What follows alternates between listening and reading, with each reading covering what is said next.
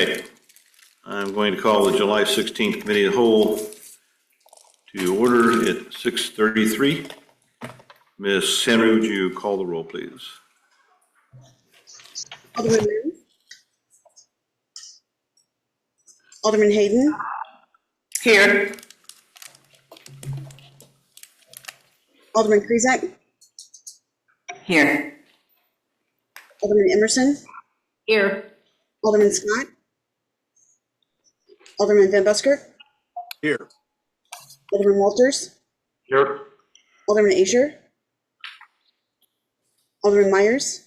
Here. Alderman Garza. Here. All right, we have a quorum. A little bit of housekeeping before we start. So we've received complaints about not being able to hear everybody when they're talking. I have readjusted everything. We've done some testing and all that kind of stuff. So I'm going to go over it one more time. Please make sure your light is green and make sure that you're being heard. Number two, you don't have to just get up on top of the mic, but make sure you're looking, it's pretty much omnidirectional and speaking up where people can hear you. I think so far everybody I've been able to hear, and hopefully they can hear us at home, but it's been the main complaint is for whatever reason they haven't been able to hear us. So Michael and I worked on that this afternoon to get the microphones where they're adjusted. Obviously mine was a little adjusted too much, but anyway, if you would make sure that when you have something to say, A, you're recognized, B, that you're speaking loud enough for everybody to hear you. Most of us are able to do that pretty well, but if you would concentrate on that, if you're soft-spoken or don't sit way back and try to talk, make sure you're sitting where you're talking close to the microphone. That way we won't have anybody having a problem not hearing us. Anyway, moving on with that. I need a motion for the approval of May 21st, 2024 Committee of the Whole meeting minutes. So moved. Ms. Loretta Hayden, you have the motion, second by Ms. Emerson. All right, call the roll. Alderman Hayden. Yes. Alderman Emerson. Yes. Alderman Walters. Yes. Alderman Myers. Yes. Alderman Garza. Yes. Alderman Van Busker. Yes. Alderman Krizak. Yes. Right, motion carries. All right, next on the meeting is update on the status of the GO bond. Rob Camp, Public Works Director, what do you have for us, sir? Good evening. Thank you for spending your time here with us this evening. Just wanted to give you an update on the GO bond and what data we've been gathering and how far GBA has come on their process on informing us of what projects we should do. They have been doing extremely well, keeping us informed, gathering data, using that data to make sound decisions. So I'm not going to spoil all the fun, so I'm going to hand it over to GBA to give you the presentation.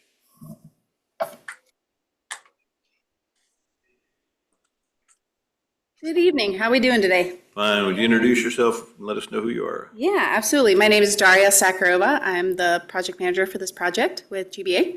I do have a PowerPoint, so I'm going to pull that up.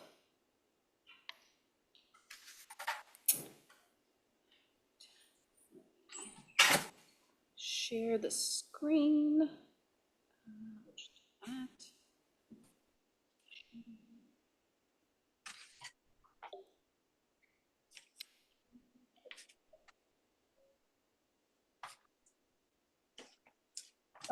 Okay. Can the folks online see the PowerPoint that I've got up? Yes. Awesome, thank you. So yeah, we just wanted to come in today. We are about 3 months into the project, so we've actually made some good progress that we can share with you tonight. So I just wanted to give you an update on that. So as far as our agenda for tonight, I'm going to go over the major steps of the project, the modeling results that we have completed, some of the public input that we've received throughout the project, the field investigations that have been done, the prioritization matrix that we've put together and worked with the city on. We have also identified the areas of priority for this project, so I'll cover that, some next steps, and then we'll finish up with the Adopt a Drain program. So as far as the major steps of the project, we basically started with three main things. So the first step was doing a system-wide model effort. And what we did there was do a 10-year and a 100-year flood, and that basically models the entire stormwater system as if those rain events fell onto the system. So this way we can see how the system is going to react, where it's going to flood, how deep it's going to flood, things like that. Then we went on and collected a lot of input from the public. We had a website set up for the project that the public could go to. And then we also had public meetings and workshops that we could collect some input from the public on. And then we also looked at the previously identified project improvement locations. So things like the city's master plan, the previous CIP project that had been done. And we collected all of that information, evaluated it, and added it to our data collection. So that gives us a really nice holistic view of the city system so that we can kind of look at everything. We're not just focusing on one thing over others. So to start off with, we'll go over the modeling results. So you can see on the map on the right there, that is what a 10-year floodplain map looks like. So you can kind of see there's a majority of it is light blue in color, which is good. That means your flooding is less than 1 foot. But there are a few pockets of red and yellow. You can see a little bit there on the right and on the southern portions of the city. So those do tend to be where there are existing detention basins. So for example, Lakeshore Drive comes into the Wildwood North Lake. That's an area that popped up.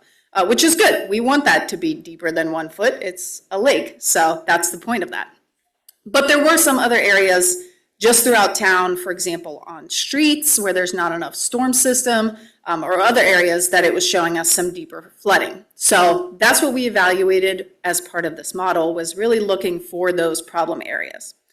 And it did pinpoint some very specific areas. I'll go over them a little bit in more detail, but you can see circled there are some very specific areas where we kind of zoomed in and took a closer look because we noticed that there was some issues going on there with flooding. And using that modeling, what we then do kind of as our next steps is we figure out, why is that flooding being caused? Is it caused by capacity restrictions? So for example, is your system undersized? If your pipes are too small and the water is not able to get through them, then you're going to have obviously some backing up going on. It can also be caused by a lack of infrastructure. There are some areas where there's just no storm sewer. It has historically just been road drainage, or it's using driveway ditches, for example, or like roadside ditches where there's not actual pipe and inlet structures. So maybe at this point there's been too much development to where those driveway ditches and those roadside ditches don't really do the job that they're supposed to be doing. So that's something we evaluate. We also looked at maybe there's some incorrect or improper infrastructure that's currently in place, meaning there's a pipe culvert instead of a box culvert, things like that. So that's maybe causing some restrictions as well. And then lastly, we looked at areas where the system is actually working how it should. However, we still have residents that are unhappy by it. So what can we do there? And a good example of this is there are several areas where the rainwater is actually directed into like a backyard ditch, whether it's lined or unlined. And, you know, if it gets to a certain depth, then the water sits there. And then obviously, you know, residents get mosquitoes and nobody likes that. So we're looking at even something like that where, yes, technically the system was built like this on purpose, but can we do something to improve that so that the residents can maybe be a little bit happier with that? So then after we did the modeling, we went ahead and tried to collect as much input from the public as we could. You know, I think we mentioned it in the previous time I was here, but we aren't out on the streets every day. The public is. So they really have all the information to give to us. We just have to be able to get it somehow. So we held 4 open houses for this project. We had 2 at the end of April and 2 at the end of May. And I know some of y'all actually showed up, so thank you for coming to those. We appreciate your attendance there as well. And we did have about 50 residents that stopped by between the 4 different workshops and talked to us about their stormwater issues, provided some pictures, some videos that they had, which was awesome to have. I know at one of the workshops, we had maybe 6 or 7 folks come, and we were a little bummed that it wasn't as many as we'd hoped, but those 6 or 7 that did come had some pretty significant stormwater issues. And so, like, those are the folks that we really want to come. So we were really glad that they came, even if there weren't as many of them as we'd hoped. So I think it was pretty successful overall. We did also have a project website. So that is the QR code that you've probably seen around on different media. The website is there as well, oneraytown.com. So if you're bored on your time off, feel free to go out there and check it out. There's a lot of information out there. And one of the key things on the website is we actually put a flooding report form on there. So anybody that goes on the website can fill out this flooding report. And it basically says, you know, it asks some basic information. You know, where are you located? What's your address? What kind of problem are you having? Is it, you know, is your basement backing up? Or is your backyard flooding? Or things like that. And we did get 17 flooding reports from there. And I think some of them were indirectly through city folks because, you know, they heard word of mouth about things. And so they went on there and filled out this report for us. And what it actually also provided was a ton of photos and videos, which is awesome. That's exactly what we want to see. So one of the things we did was we did collect all of those flooding reports and went ahead and plotted them into our GIS so that we know where these are located. And then we basically cross-check them with all of the other data we have. So we did have a couple of resident reports that when we plotted it in GIS, our modeling isn't showing us flooding there. So we're like, okay, well, why is this house getting water in their basement? Or why are they getting, you know, their street flooded? And so that actually helped us to look closer at areas that may have otherwise been missed because the modeling didn't show it as flooding. So it was nice to kind of see the comparison between those. But we did also have the majority of those flooding reports overlapped right with the modeling results. So where we see deep flooding in the model, we had residents telling us, hey, we've got flooding going on here. So that was great to kind of see that truth checking there. So we have incorporated all of the flooding reports, and we basically look at them for 3 things. 1, do they need to go to design? So that is, you know, we put formal design documents together, we put it out for bid, a contractor goes and does the whatever the work may be, whether it's putting new pipe in or upgrading existing infrastructure. The other option is some in-house repairs. So we did have some residents that came in and talked to us about flooding, and they, you know, when we looked at it closer, it was simple as just going out and just doing some grading in their backyard, or maybe removing some stumps that are blocking existing ditches. So things like that, the city crews can actually do themselves. They can save some money by not having to pay a contractor to do it. And it also has kind of had another effect to where, you know, we had a resident stop in and he was saying how bad the flooding in his backyard is. And he's like, oh yeah, I called the city last week and Monty and Rob were out there the next day and we were talking and looking at it. So I think that's been really nice to kind of see that connection going on between city crews and the residents as well. And then the third option is no action. And what we mean by that is we can't fix everybody's problems. Obviously, the city's budgets are limited. And sometimes it may be something that is out of the city's control. So there are some residents that have done some self-construction in their backyards. And so that has unfortunately caused some issues there. And what we can do there is basically just kind of give them some advice on, you know, hey, you may want to consider changing this or, you know, removing this tree or whatever, but it's not something that the city's funds should be used for at this moment. We do want to make sure that we're not spending money on repairing one person's problem, because when you look at it overall for the entire system, if we can make a repair that affects dozens of homeowners versus a repair that affects one, it makes more sense to use the money to help the most people. So those are kind of your 3 options there. And this is actually, I'll see if it plays. This was a video we got from one of the residents. So you can see the very nice waterfront property that they've got going on there. So this is one that we are going to be evaluating and trying to figure out how we can help them on that problem.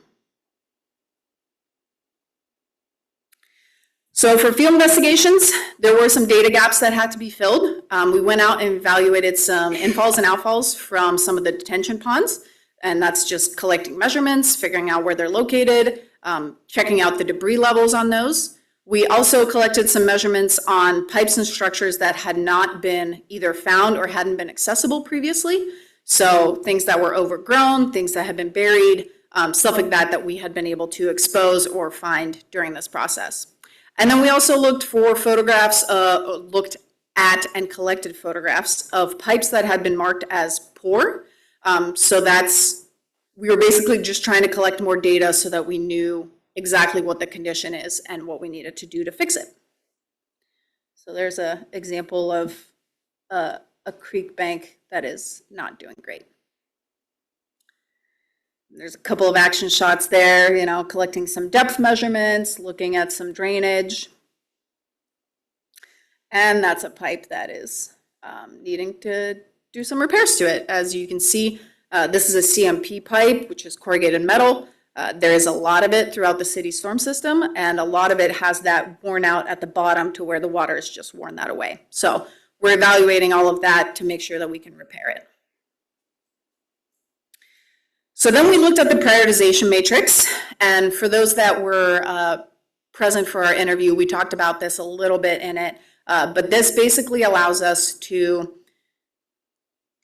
work with the city to decide what's important to city staff and city folks and organize it into some sort of measurable matrix.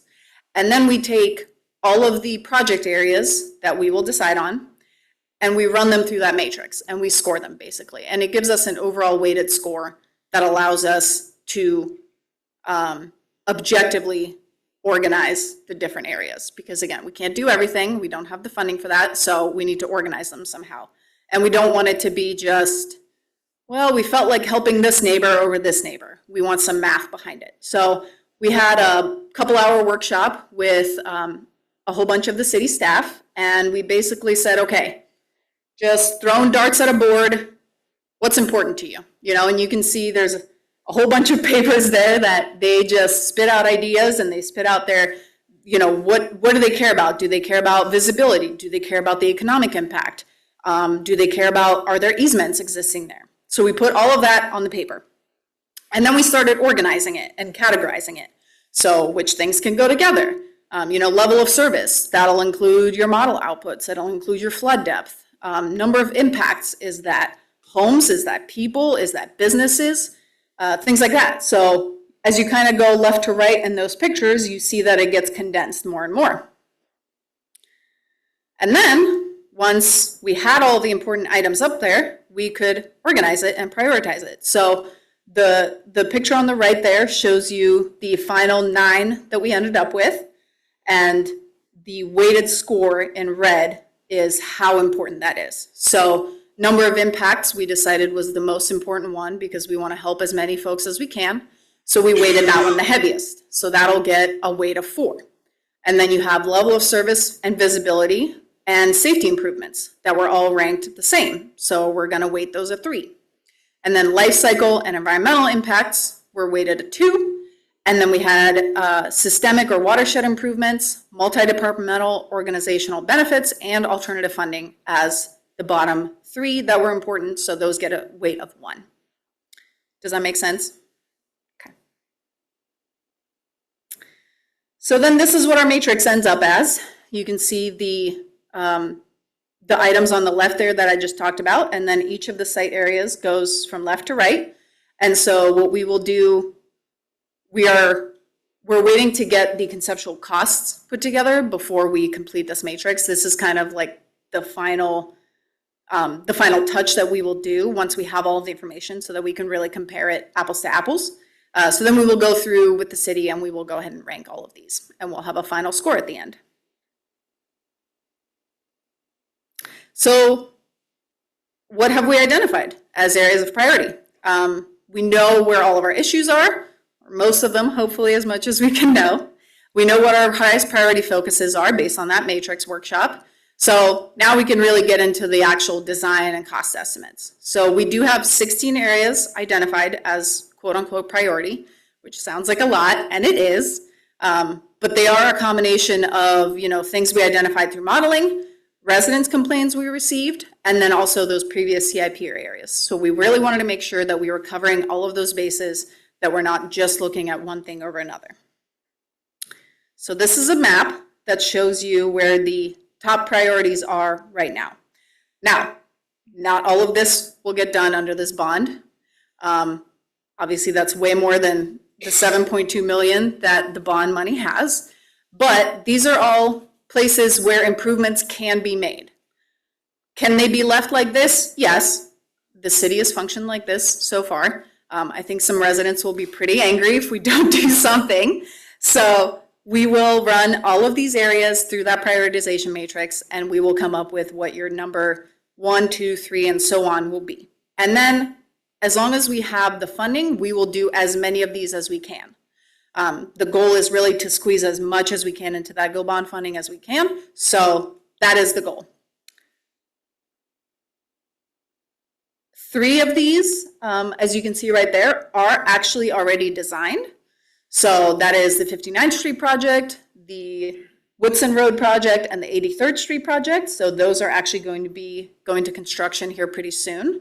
So we got three done right off the bat. So we're good there. And then there's a few areas where we're looking at maybe doing some detention ponds. So they're down there in the south area, and the main reason for the detention ponds is we're trying to reduce the time or increase the time that it takes for that water to get to the very bottom end. If we can slow the water down, then we don't need to put as big of infrastructure in. So that's why we're evaluating the detention ponds.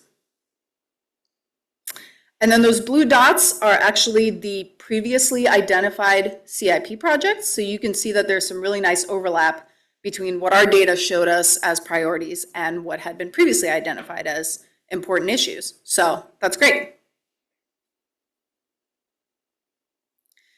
So next steps, in addition to just the construction projects that we will be putting the design documents together for, we are also preparing these 3 things. So the first is a maintenance program. This will provide to the city crews a list of assets that we think they can clean on some sort of routine level, whether it's 3 years, 5 years, 10 years. We'll identify those, we'll spell it out real nice and easy so that they know, okay, these inlets we have to clean every 3 years because they get really clogged. These ones we can wait 10 years to clean. We'll also give them an in-house list of improvements. So like I mentioned earlier, these are items that we think the city crews can do themselves, that they don't have to contract out. So, things like regrading ditches, removing trees, maybe adding some riprap to stream banks that are getting eroded. And we think this will actually help the city save quite a bit of money on this process. I think historically they just have not had the staff to be able to do this, nor have they really known about most of these. So, the best thing out of this is that we have all of these identified, so now they know what to tackle. And then we'll also give them a list of assets that will be suitable for the Adopt a Drain program. What is the Adopt a Drain program, you ask? So this is a pretty new program. You can see on the map there that nobody in the Midwest has done this. So City of Raytown could be the first. And what this basically is you assign a certain number of structures, so inlets, curb inlets, area drains, things like that. And then residents of Raytown can go out on a map and look at it and they go, oh, hey, there's an inlet right in front of my house. I'm going to adopt that. And then they are responsible for basically keeping an eye on it. So in the fall, if some leaves fall in there, maybe they rake them out while they're raking their yard. Or if they become really clogged or there's an issue, then they can contact the city and say, hey, I adopted this drain, but it's really clogged. Could you guys come out and fix it? And what that does is basically provides the city a whole bunch of eyeballs out there so that, somebody feels pride in being a part of their city system and keeping the system working. And Monty's actually here. He's going to tell you a little bit about how he found out about this program. And I think he's even got some goodies maybe to give out. Good evening. I'm Monty with Public Works. So I'm going to go ahead and put my hat on. Gotta make it official. Kind of goes with the presentation. Gonna put icing on the cake. So kind of like what Daria was talking about, this program. So this would be the first program in its kind in Midwest. So if you look on our map, no one in Midwest has implemented this program. And so we want to kind of to bring this up to your attention. And down the road, we'll come with the details, what the actual program is, what is entailed to actually implement it. So we wanted to kind of put together a bag of goodies, items about the program that you can kind of take to your ward and kind of share with the community what is to come. So basically, what Daria was talking about, what that program is, allows the public to kind of adopt their drain within their community.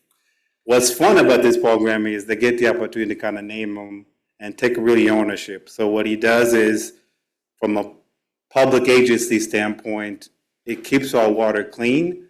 We get that public engagement as well as educating our schools as well. So they do have the school programs they do run.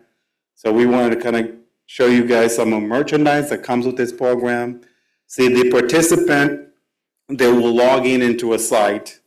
When we put all that information together, we'll do a full in-depth presentation, how we plan to execute, and any questions that you might have, any costs that are associated with it. But the adapter will go into our website, adapt to whatever drain they want to, and then they will name them, and then they take ownership of that drain. So they maintain it, the city will provide the material and the education they need to kind of facilitate this service effectively. It will go a long way. I think it goes hand to hand with cleaning our waters. Out of 50 states, and I do have this stats of 2022, that is 170 active programs in 27 states. It's not in Missouri yet, but I think the Raytown, as we're thinking outside the box to kind of facilitate some of these operations, this is kind of like the one way to do it. So without no further ado, if there's any questions. Okay, we just have a few more minutes. Yeah, and that's all I've got for you as well. So I will take any questions you have. Anybody have any questions at this point? Mr. Walters, turn on your microphone. Certainly. My question has to do on this Adopt the Drain program. I myself and a neighbor are already doing this because if we don't, her house gets flooded.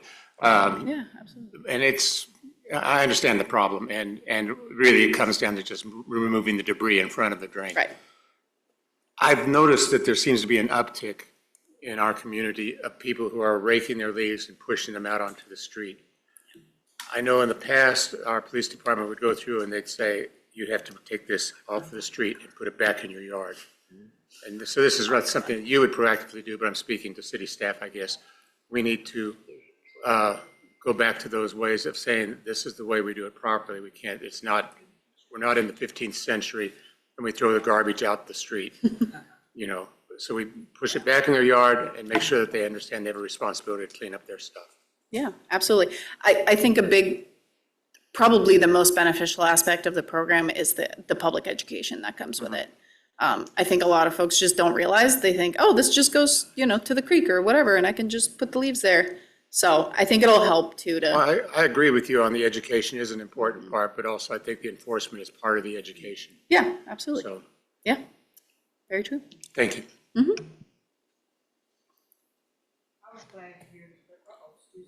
Ms. Mims, there you go. I can hear you, but everybody else can't. I was glad to hear the presentation. I just want you all to know the water that run down from Blue Ridge down where I am. Why did I go fix all of my stuff and y'all just not telling me about the program? But it's okay. The water was We in, just learned about the this. water was in the basement like this. And they had to dig it all out, run and fix a new line. Yes, I did. I had to give up. Well, my hopefully shower. that fixed it. No, they got it fixed. Okay, good. But it's 2 other homes that's going through that, and they don't know anything about this, so. Did you tell them about it? Tell them to fill out a flooding I sure report? will, because they're Thank 89 you. and 92. Okay, well, maybe you can fill it out for them. Don't worry, I got it. All right, thank you. All right, anybody else before we move on and go to adjournment, because we're running over and get No, our. Mr. Mayor, I appreciated hearing Monty talk. He's so quiet. I was waiting on you. He's a little Okay. quiet. All right, do you hear a motion for adjournment? Second. Ms. Mims, second by Ms. Garza. Let's do this by affirmation. All in favor, say aye. Aye. Okay, we are adjourned at 7:03. Now.